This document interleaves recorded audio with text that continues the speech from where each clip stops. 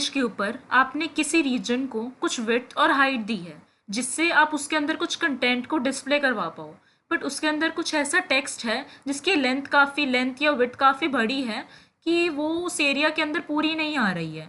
तो अब उस टेक्स्ट के ऊपर आप कैसे स्टाइलिंग करोगे कि या तो आप उस वर्ड को ब्रेक करवाना चाहते हो या आप चाहते हो कि वो उस एरिया से बाहर निकले, या अगर आप अपने टेक्स्ट की डायरेक्शन को चेंज करना चाहते हो, जैसे कि या तो आप चाहते हो कि जो मेरी टेक्स्ट की लाइंस हैं वो वर्टिकल डायरेक्शन में आए या हॉरिजॉन्टल डायरेक्शन में आए, तो वो आप कैसे कर सकते हो। तो आज की इस वीडियो में हम C S S text effects की बात करने जा रहे हैं और उनके अंदर जिस प्रॉपर्टीज़ की हम बात करेंगे वो है text overflow, word wrap, word break and writing mode.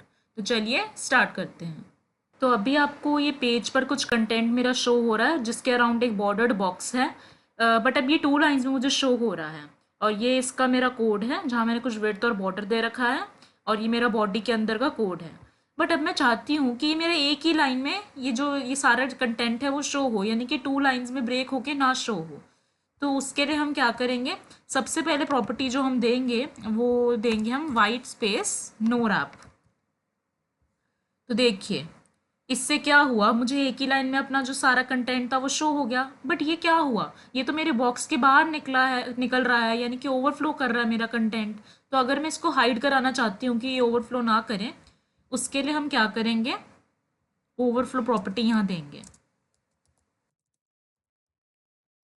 और उसको वैल्यू देते हैं हिडन। तो देखिए अब जो मेरा बाहर निकल रहा था कंटेंट वो अब हाइड हो चुका है, वो मुझे नहीं दिख रहा। तो अब जिस प्रॉपर्टी की मैं बात करने जा रही हूँ वो है टेक्स्ट ओवरफ्लो। जो भी हमारा हिडन कंटेंट है, यूज़र को पता चले कि हमारा कुछ कंटेंट हिडन है, तो उसको सिग्नल देने के लिए इस प्रॉपर्टी का हम यूज़ करते हैं। वरना अगर हम इस प्रॉपर्टी का यूज़ नहीं करेंगे तो हमें पता नहीं चलेगा कि आखिर इस बॉक्स के अंदर कुछ ऐसा कंटेंट था जो कि अब हाइड हो चुका है, मुझे नहीं दिख रहा। तो यूज़र को सिग्नल देने के लिए इस प्रॉपर्टी का अब हम इम्प्लीमेंट करके देखते हैं। मैंने टेक्स्ट ओवरफ्लो पे यहाँ प्रॉपर्टी दी और हम सबसे पहली वैल्यू जिसके बारे में बात करने जा रहे हैं वो है एलिप्सिस। तो ये एलिप्सिस मैंने value the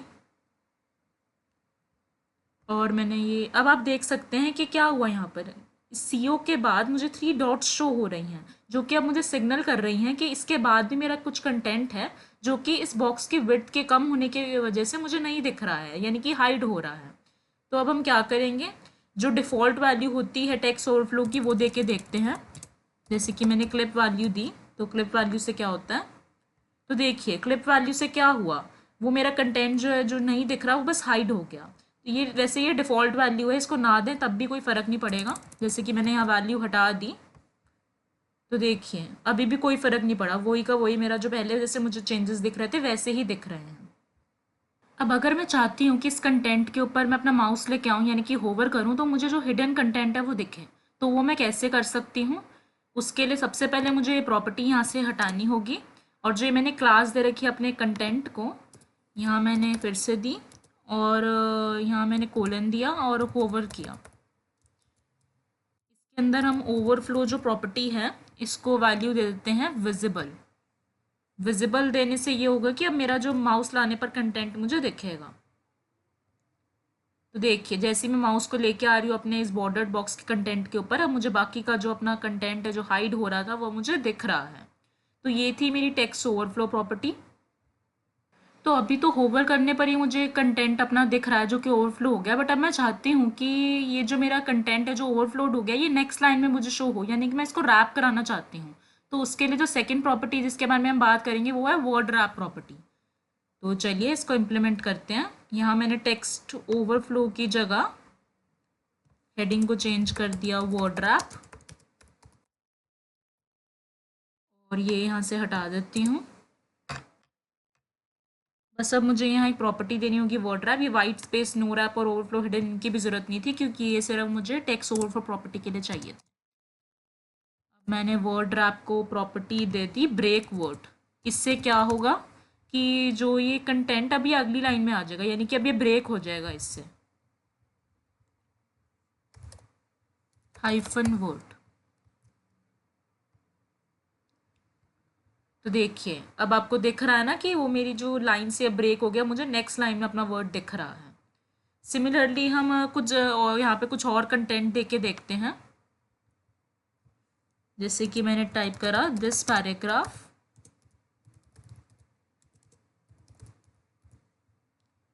contains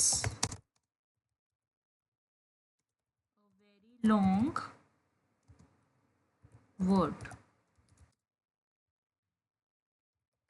This is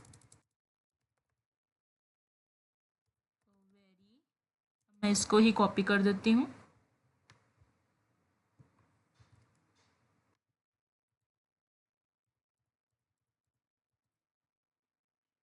long word. The long line will break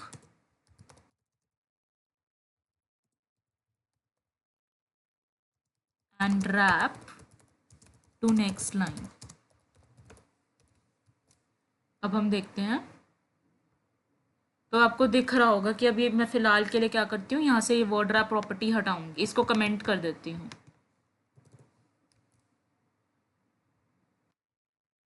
हटाई देती हूँ।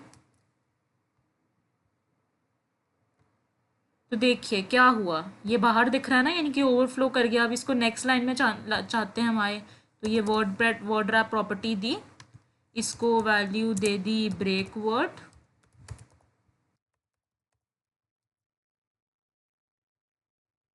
देखिए अब ये ब्रेक हो गया, यानी कि कुछ कंटेंट मुझे ऊपर दिखा और कुछ नेक्स्ट लाइन में। तो ये थी मेरी वर्ड रैप प्रॉपर्टी। तो अभी मैं यहाँ से वर्ड ब्रेक प्रॉपर्टी को हटाऊंगी और अब हम वर्ड ब्रेक प्रॉपर्टी के बारे में पढ़ने जा रहे हैं। तो ये मैंने वर्ड ब्रेक यहाँ पर टाइप किया। तो अभी आपको यहाँ कुछ ओवरफ्लोड कंटेंट दिख रहा है ना। तो अगर मैं यहाँ वर्ड ब्रेक प्रॉपर्टी देती हूँ और इसको वैल्यू अगर मैं दे दूँ ब्रेक ऑल, तो अब आपको क्या हुआ, आपको दिख रहा है ना कि जितने भी मेरे at the end of the line जो वर्ड्स थे वो मेरी नेक्स्ट लाइन में आ गए। यानी कि जो वर्ड ब्रेक प्रॉपर्टी है वो क्या करती है, जो भी हमारे वर्ड्स लाइन के एंड में हैं वो उनको ब्रेक कर देती है। यानी कि जो जो कि ओवरफ्लो ना भी कर रहे हैं उनको वो ब्रेक कर देगी नेक्स्ट लाइन में। आपको यहाँ दिख ही रहा होगा। जैसे कि मैं अगर यहाँ से ब्रेक कॉल हटाती हूँ तो आपको चेंजेस दिख रहे होंगे ना कि ये कैसे यहाँ पर अब मुझे कंटेंट दिख रहा है। तो अब आपको जो डिफरेंस देखना है वर्ड ब्रेक प्रॉपर्टी और वर्ड रैप प्रॉपर्टी में अच्छे से पता होना चाहिए। जैसे कि मैं वर्ड ब्रेक प्रॉपर्टी यहाँ से हटाती हूँ और वर्ड रैप प्रॉपर्टी देती हूँ, और इसको अगर मैं देती हूँ ब्रेक हाइफन वर्ड, तो ब्रेक हाइफन वर्ड से ये हुआ कि जो मेरा ओवरफ्लोड कंटेंट था ना वो ही मेरा नेक्स्ट लाइन में शो हुआ। तो ये डिफरेंस होता है वर्ड रैप प्रॉपर्टी में और वर्ड ब्रेक प्रॉपर्टी में, कि जो वर्ड रैप है सिर्फ उन वर्ड्स को ब्रेक करने के लिए यूज़ किया जाता है जो कि ओवरफ्लो कर जाता है हमारे कंटेनर या हमारे बॉक्स से बाहर जिसके अंदर हमने कंटेंट लिखा हुआ है। तो अभी यहाँ पे जो आपको कंटेंट दिख रहा है उसके डायरेक्शन को हम या तो, जैसे कि मैं आपको स्टार्टिंग ऑफ द वीडियो में बताया था कि या तो हम चाहते हैं कि वो जो लाइंस हैं मुझे वो राइट में जाएं या मतलब हॉरिजॉन्टली शो हों या वर्टिकली शो हों। तो वो हम कैसे करा सकते हैं उसके लिए हम राइटिंग मोड प्रॉपर्टी के बारे में पढ़ेंगे। तो यहाँ से मैं वर्ड ब्रेक प्रॉपर्टी हटाती हूँ और ये राइटिंग मोड मैंने टाइप करा, और यहाँ से हम ये जो कंटेंट लिखा हुआ है इसको भी हटा देते हैं और यहाँ टाइप करते हैं some text with writing mode, और यहाँ से वर्ड रैप प्रॉपर्टी मैं यहाँ हटाऊंगी और मैं वर्ड राइटिंग मोड प्रॉपर्टी दूंगी।